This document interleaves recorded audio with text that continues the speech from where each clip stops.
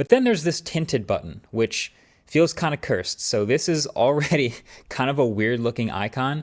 When you click it, it lets you tint the color of all of the icons on your home screen to a single matching color, which sounds kind of cool in theory to match your wallpaper. And actually, there's even a color picker to drop exactly the same color that you're using from your wallpaper as your tint color. But there's just something about this tint that I can't quite get right. Like, I haven't gotten any combination to really look that good at all. Now, there's been some updates on this since the first beta. Still doesn't look great. Like, it looks better than before, but here's what I think is going on here. There are certain apps that are like pretty simple and high contrast icons that look fine. Like, some of them are Apple apps, some of them are third-party apps.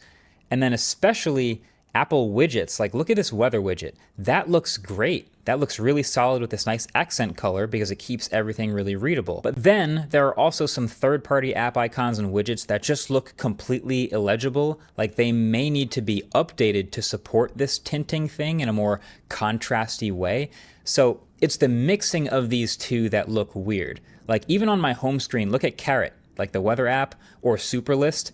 They look worse than the rest of the icons on my home screen. I think the standard that they're aiming for is like a dark gray background with a tinted glyph in the middle instead of the whole thing being tinted. So it is what it is. I will also say Google has also tried this with Material U in Android, and it also kind of went weird in its own different, unique way. Basically, it would set all the icons to a monochrome version, but if an app didn't support it, it just didn't change. So a lot of people had a mix of monochrome icons and colorful icons, which also doesn't look good at all. So I guess the tinting method could be considered a workaround. I'm sure people will play with this more.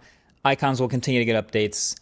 I'm sure someday maybe it'll look great for some people, but I haven't seen that yet. But all right, number 2 for me is the little things. Again, there are a bunch of tiny little things and small features that individually are not huge, but they'll kind of feel like they add up to a bunch of useful things in the end.